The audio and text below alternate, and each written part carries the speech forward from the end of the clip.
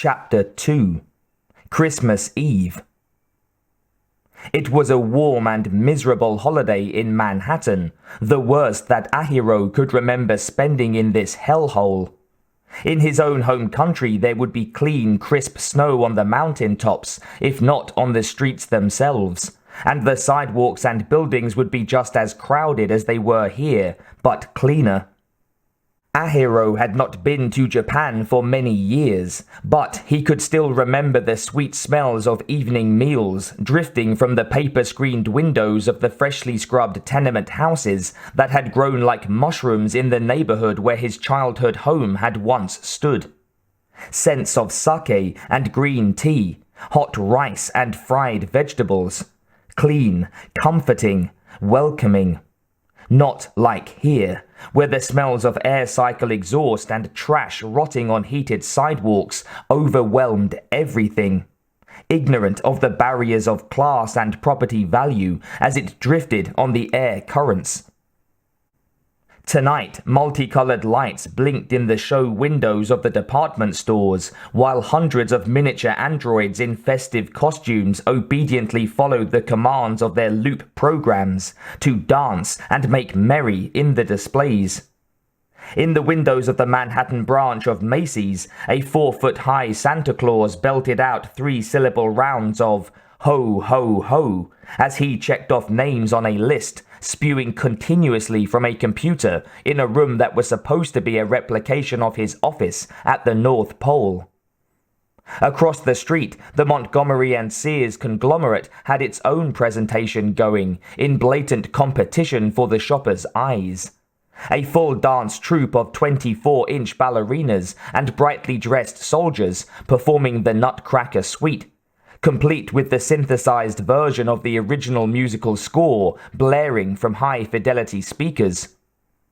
It didn't seem to matter to anyone that it was after 10 o'clock, the end of the pre-holiday shopping season, and the weather was wretched. There were plenty of people on the overlit streets to hear the blasting music. Most huddled under umbrellas or inside rain slickers, dripping crud-filled water and clutching their plastic-wrapped gifts as close to themselves as possible, paid little attention.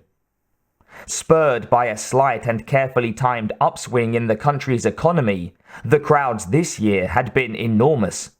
Millions of people, cars, and air cycles choked every shopping district in the city, and quickly resulted in the worst smog storm Manhattan had endured in half a decade. Now the streets were filled with the debris left by the shopping sprees of the masses. The air was clogged with dust and pollution, and Ahiro and his men were forced to wait patiently as the last of the die-hard patrons brought their wares and scuttled along the sidewalks like common mutant cockroaches in the muck. Finally, with only a quarter of an hour left before midnight, they slipped out of a smelly alcove in the back entrance of the decrepit building at 103rd and Manhattan Avenue and headed into the heart of Central Park. The last refuge of grass and pigeons in the area, it was still open to the public only because of MedTech's public relations policy. The corporation had pulled the city of New York out of yet another bankruptcy in 2075 by leasing Central Park for the next half a millennium. While they continued to allow the general public to roam its patrolled walkways during the day, the nightly rapes, muggings, and murders had ended abruptly at 12:01 a.m. on January 1st, 2076. When MedTech's elite security force powered up the newly installed wireless fence at its boundaries and loosed several thousand guard tech robots within the park's limits. Manufactured to look like Doberman Pinschers and Rottweilers, the robotic dogs ran on internal solar timers that followed the daylight hours from season to season.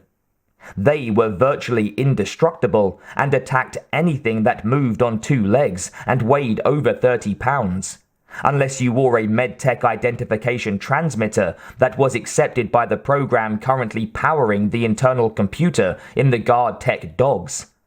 The key word being currently. Elite security changed the program regularly, and MedTech employees were accustomed to reporting to their supervisors to pick up newly programmed transmitters at unpredictable times. Tonight, Ahiro and his men were at once surrounded by a dozen guard techs drawn by their movement, red crystal eyes gleaming and metal mouths yawning wide, before they turned away and trotted off. Silent, the men crouched in the darkness and watched them go, and only the youngest showed his nervousness by fingering the transmitter that Ahiro had given him earlier. Another few minutes and they continued on their way, sliding through the shadows like night mist, until they reached the park's center and the pride of MedTech, its home office building. The chromed steel and glass tower gleamed even in the midnight smog, stretching 123 stories into the sky to show the upper research laboratories eternally surrounded by a halo of electricity. Ahiro did not need words to tell his ninjas what to do. Hand-picked, personally trained, the tiniest of nods said it all and was instantly obeyed. Entering the building was nothing, like passing through dry water for all the difficulty it gave them.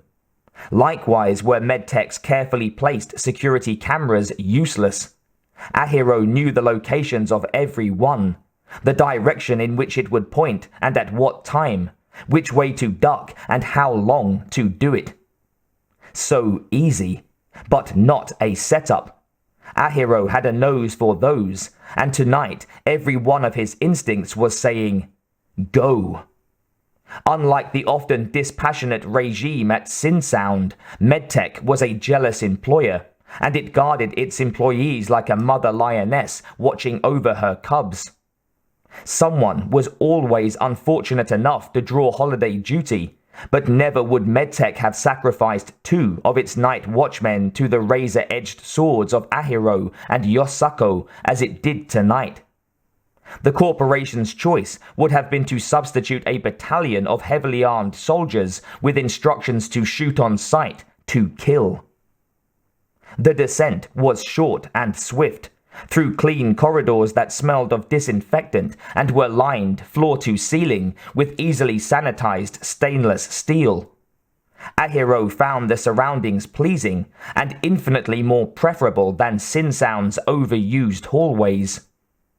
Down here, it was clear that a limited number of people were granted access, whereas Synsound was overrun with people and dirt. Performers, stagehands, marketing, sales. Thousands of people went everywhere. Had his circumstances been different, Ahiro would have liked a position where he could work in an environment like this one. But life was as it was, and wanting what could never be was a waste of time. As they moved on, effortlessly avoiding the cameras overhead, sprinklers began to regularly mark their passage. Shortly after the appearance of the sprinklers, flame nozzles began jutting ominously from the walls at random heights, starting at floor level. Staggered every 12 feet on each side of the passageway were fireproof safety chambers, protected by hardened steel doors and locking mechanisms that engaged automatically when the door was opened and shut a single time. After that, only a MedTech computer program would release the titanium tumblers and free the person who had shut himself inside. 5 levels underground, Ahiro and his men stopped in front of the final door. This massive piece of metal was 3 times wider than any of the escape hatches and weighed at least a ton. And this morning the card reader embedded in the wall next to it would have accepted the card keys of only a half dozen people at MedTech. Tonight, one of those 6 would be used to gain entry, and tomorrow its owner would discover in his pocket a useless plastic substitute. Without a second thought, Ahiro slid the card key from the waistband of his black suit and slipped it into the slot. A breathless moment as they waited for the red warning light to come on and an alarm to go off. Instead, there was a hum that was felt more than heard, and the green light on the opposite side of the mechanism blinked.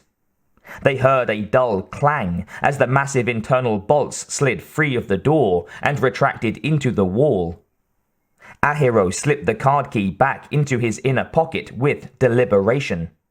Like the doors to the chamber that lined the corridor, this one would also relock automatically. Without the card key, they would be trapped inside the inner chamber. He gave a moment's consideration to intentionally dropping it on the way out, then changed his mind. There was no sense in destroying that connection. Yet. When the final door slid quietly to the side, the 7 of them spun around without a sound, swords ready. Behind them, the laser sensors in the door waited for a beat of 5, then triggered the auto close. In the space of a heartbeat, they were cut off completely from the rest of the MedTech building. From the world. Knees bent, weapons raised, they crept forward. They were in another corridor, wider than the one outside, and made of a series of huge pipes joined to each other, like the sewer mains that ran under the city. The surfaces here were strangely slippery, not steel like the outer passageway, but coated instead with some sort of beige industrial plastic. The rounded ceiling was higher and held a tangled mass of steel-encased tubes. Water, electricity, coolant, perhaps flammable gas. Barely visible behind the tubing were heavily screened air ventilation grates, each no bigger than 6 inches square.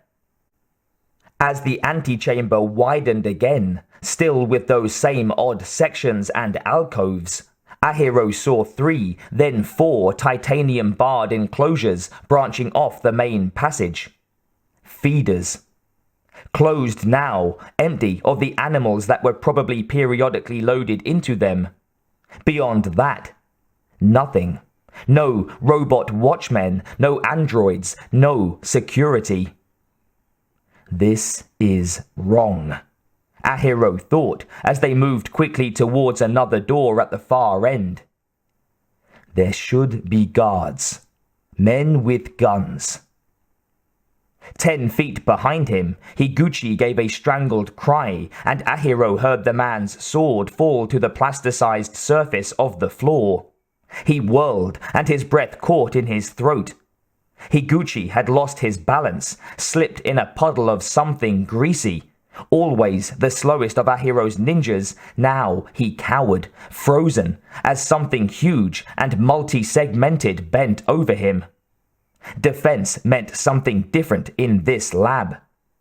Shades of black cut by pools of slime the color of translucent green leaves. The alien was over 7 feet tall and impossibly fast. Too fast for Higuchi. For a moment, that nearly cost him his life. Ahiro saw in his mind's eye what Higuchi saw, heard what the already dead man heard. A mouth full of teeth like white swords, and another within that one, snapping wetly as the creature's thick, ceaseless saliva swirled in the air. The noise of the beast blotted out everything but the gnashing of its teeth, as they sunk greedily through Higuchi's skull as though it were nothing. And Ahiro thought not of swords but of spears, long and deadly and dripping with the blood of multitudes on the music of its battle cry, the sound of huge and angry gods screaming out the symphony of their rage. There were 3 aliens, and now only 6 men. They charged out of the alcoves where they'd been wrapped around reinforced water pipes like giant snakes. Ahiro had never fought an alien before, few civilians had, but he was a quick learner and amazingly swift with his sword.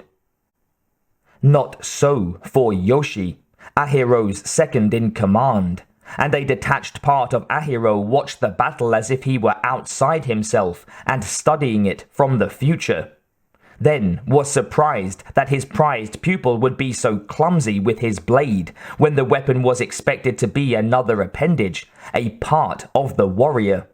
But Yoshi was too slow, and the alien was monstrously quick, its armored black claws slicing away the front of Yoshi's nightsuit and taking half his chest with it, then finishing the job with those terrible, glistening teeth. Now it was down to Ahiro and 4 men.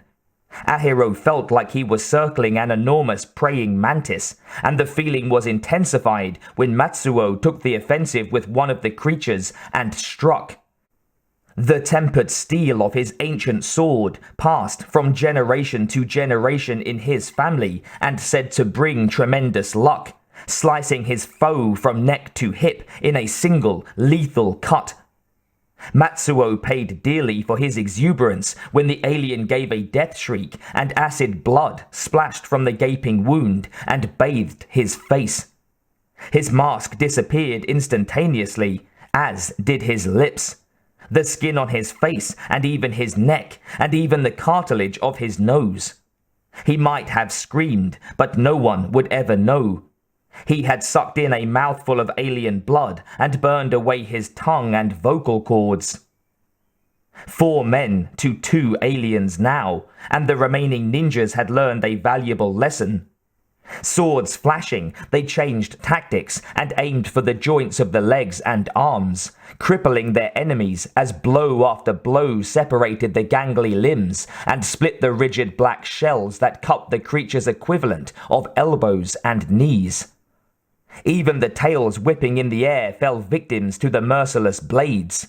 Their sharp spaded ends twitched uselessly on the gore-splattered floor. It wasn't long before Ahiro and his 3 remaining men stood over the spasming, maimed aliens, dismissing the claw-tipped fingers that clutched uselessly at the floor in agony. To Ahiro, these were nothing more than overgrown insects, not worth the measure of his time that it would take to put them out of their misery. The only thing that mattered was the nest. It was beyond the doorway at the far end, and when Ahiro and his men stepped through it, it was like entering a place unlike anything he'd seen on this earth. As with the previous chamber, the ceiling was high and lined with industrial tubes and cables, the same ones that fed through the wall from the outer room. In here, however, they were no longer accessible, buried as they were under layer after layer of shimmering resin.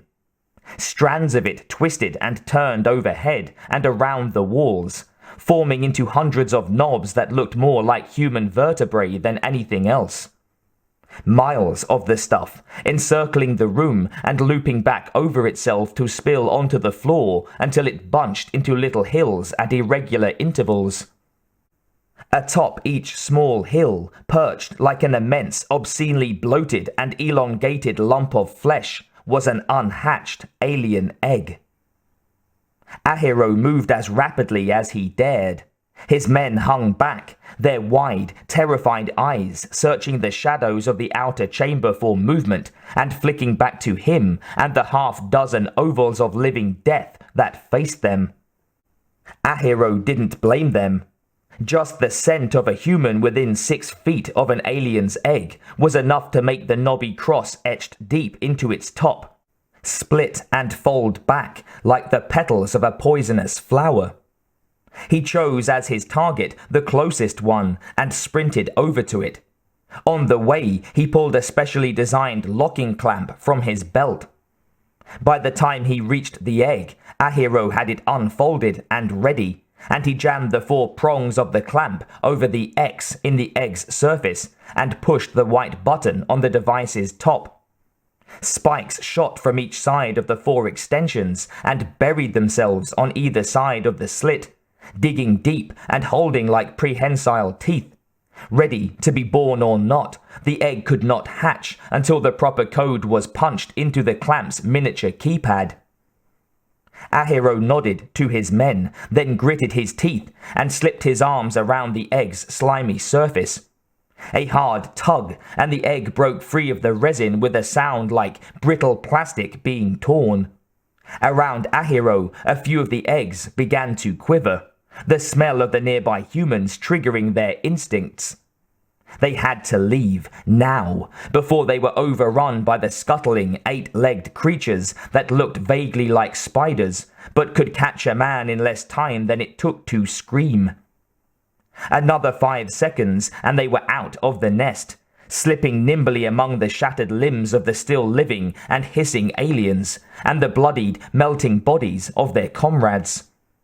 Half of his men would never leave this room, but Ahiro did not stop to consider if the prize had been worth the price. Keen had told him that an egg must be obtained, and they mapped out the strategy by which Ahiro could do it. Keen was allowed to order Ahiro to do these things because Yoriku decreed that Sinsound needed the alien egg, and he himself wished that it be done. The men who had died here today had died for a great cause. Ahiro would honor their memory, and he would forgive them the stupidity that had led to their wasteful demise, but only because they had died for Sinsound, and in doing so, they had died for Yoriku. And Ahiro would do anything for Yoriku.